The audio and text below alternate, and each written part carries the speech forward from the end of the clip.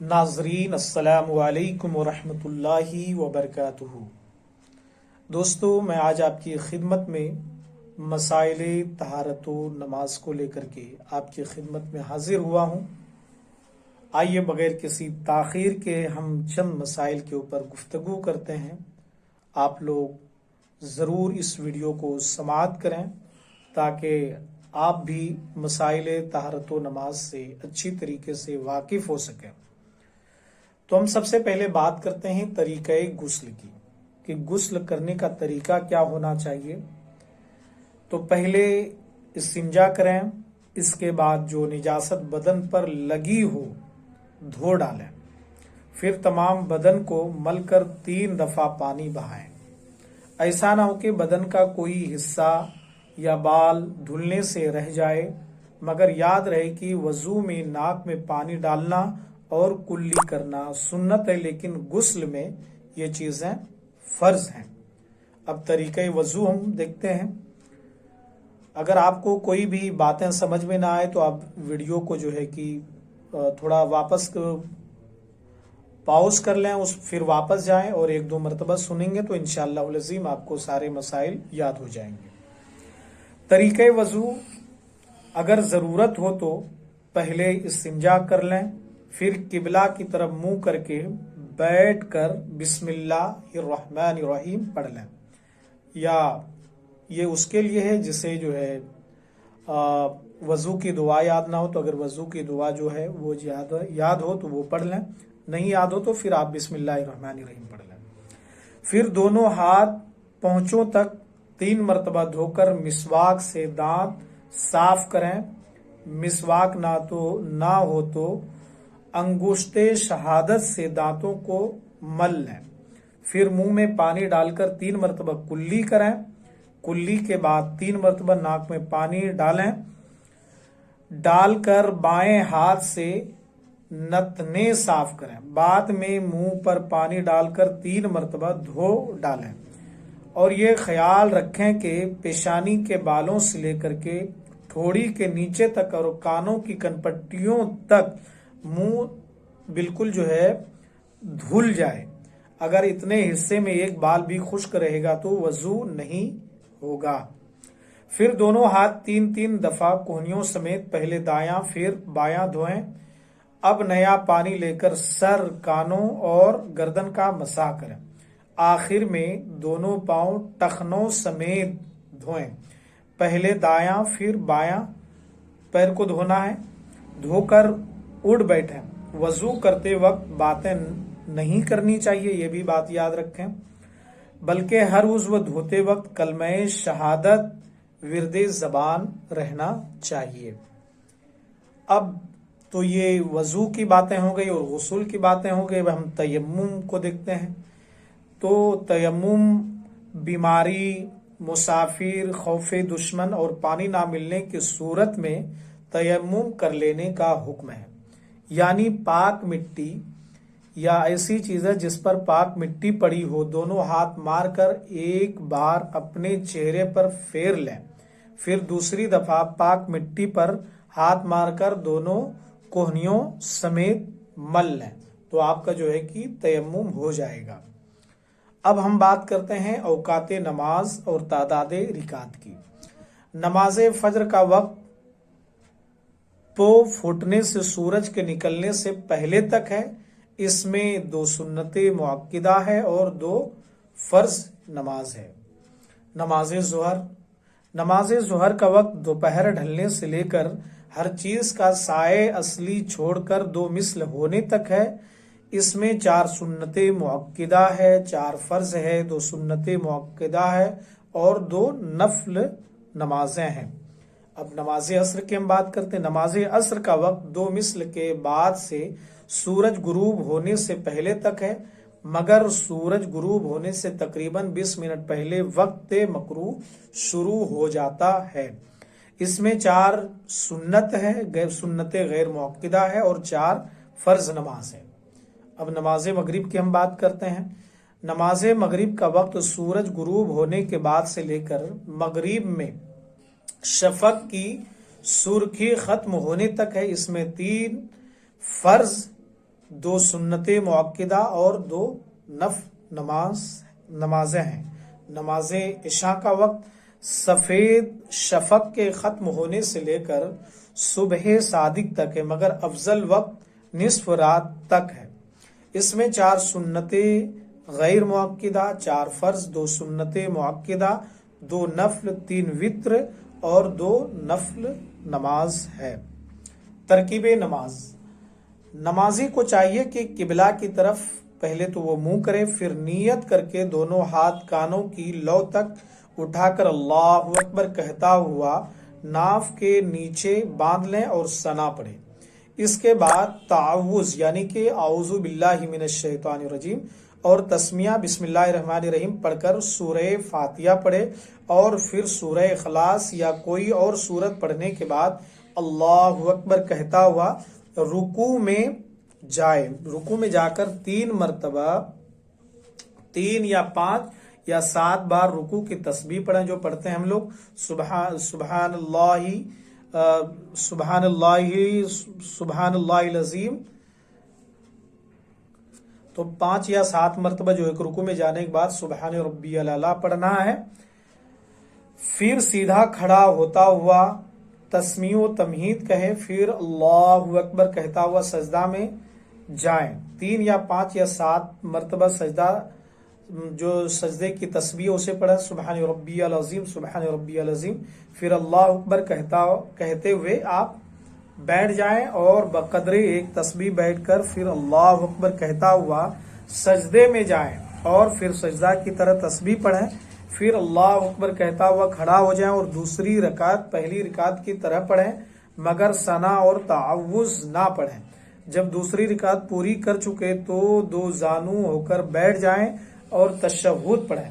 اب اگر فرضوں کی 3 یا 4 رکعتیں پڑھنی ہو تو تشہد پڑھ کر تکبیر کہتے ہوئے کھڑے ہو جائیں، اور باقی رکعتیں بھی اسی طرح پڑھیں، مگر ان میں سورہ فاتحہ کے بعد کوئی سورت نہ پڑھیں۔ لیکن اگر 4 سنتیں پڑھنی ہو تو آخر کی 2 رکعتوں میں بھی کوئی سورت پڑھنی چاہیے۔ سب سے آخر رکعت میں جب تشہد پڑھا جائے تو اس کے ساتھ ساتھ درود اور دعا پڑھ کر دائیں بائیں طرف سلام پھیر لیں، اور ہر نماز فرض کے بعد 1 بار آیت الکرسی، 33 بار سبحان اللہ، 33 بار الحمدللہ اور 34 بار اللہ اکبر پڑھ کر کلمہ توحید پڑھیں اور دعا کر لیں۔ اگر نماز با جماعت پڑھیں تو پہلی رکعت میں ثنا خاموشی سے پڑھ کر خاموش ہو جائیں، اور باقی رکعتوں میں کچھ نہ پڑھیں، مگر جب امام تکبیر کہے تو آپ بھی آہستہ سے تکبیر کہیں۔ رکوع اور سجود میں تسبیح بھی پڑھیں۔ جب امام صاحب تسمیع کہیں تو آپ جو ہے کہ تمہید کہیں، اور قعدہ میں تشہد پڑھیں۔ اگر جماعت شروع ہے اور آپ اس وقت آ کر ملے ہوں جبکہ امام صاحب پہلی رکعت میں الحمد شریف یا کوئی اور سورت پڑھ رہے ہوں تو آپ کو چاہیے کہ فوراً جماعت کے ساتھ مل جائیں اور خاموشی سے سنتے رہیں۔ جب امام صاحب رکوع میں جائیں تو آپ بھی رکوع میں جائیں، اللہ اکبر کہہ کر رکوع میں چلے جائیں، اور اسی طرح امام کی پیروی میں نماز مکمل طور پر ختم کر دیں۔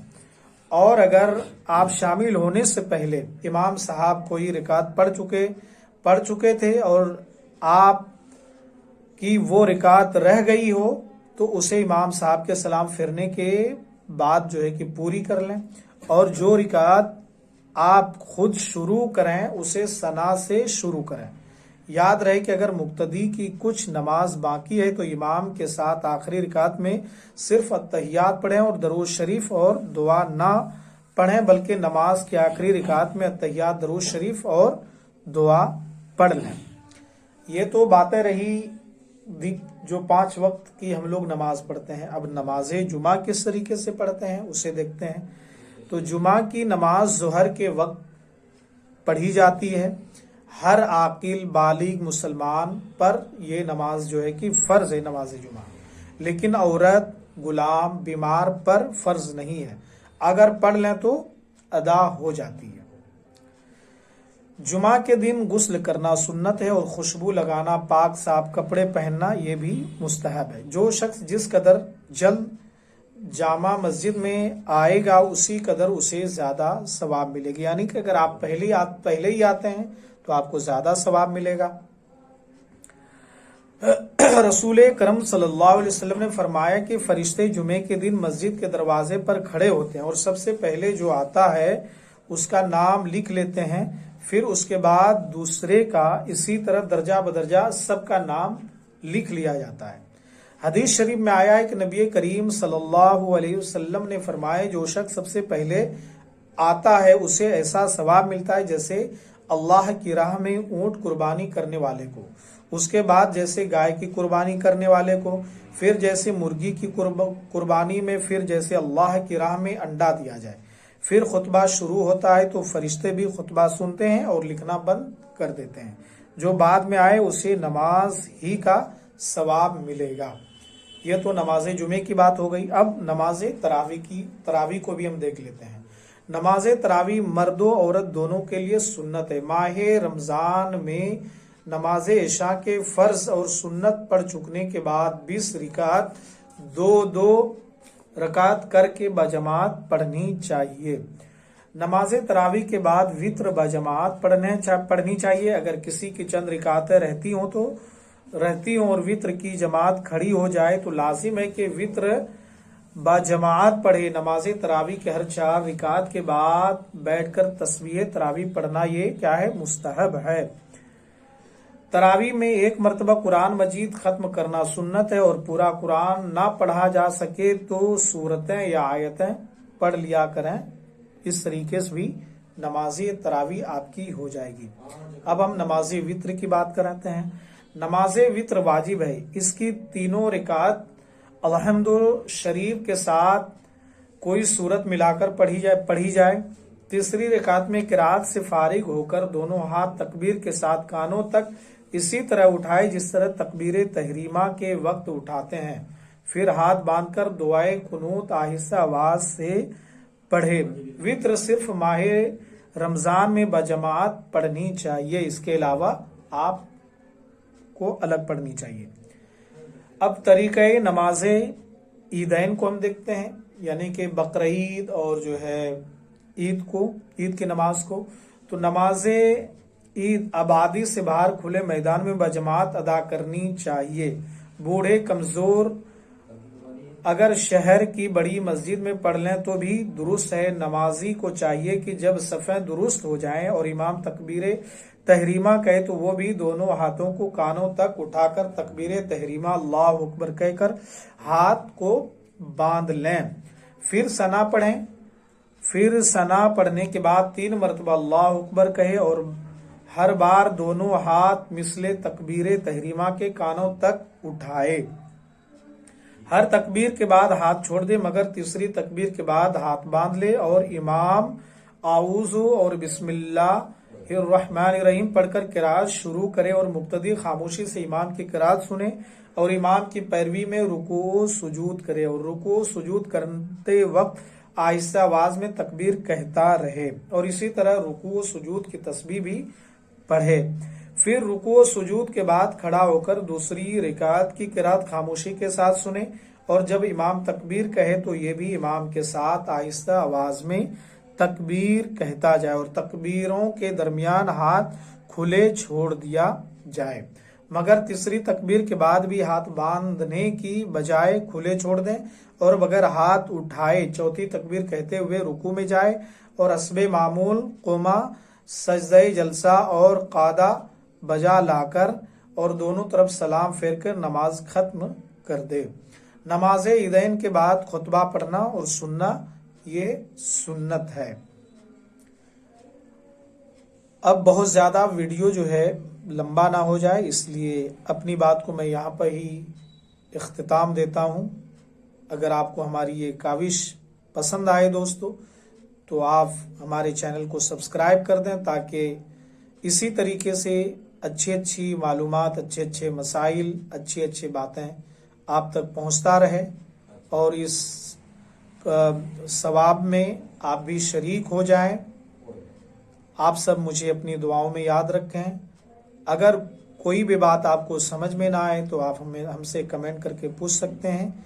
انشاءاللہ العظیم ہم آپ کو ضرور جو ہے کہ کمنٹ کے ذریعے جو ہے کہ آپ کو ہم جواب دینے کی کوشش کریں گے. شکریہ. خدا حافظ.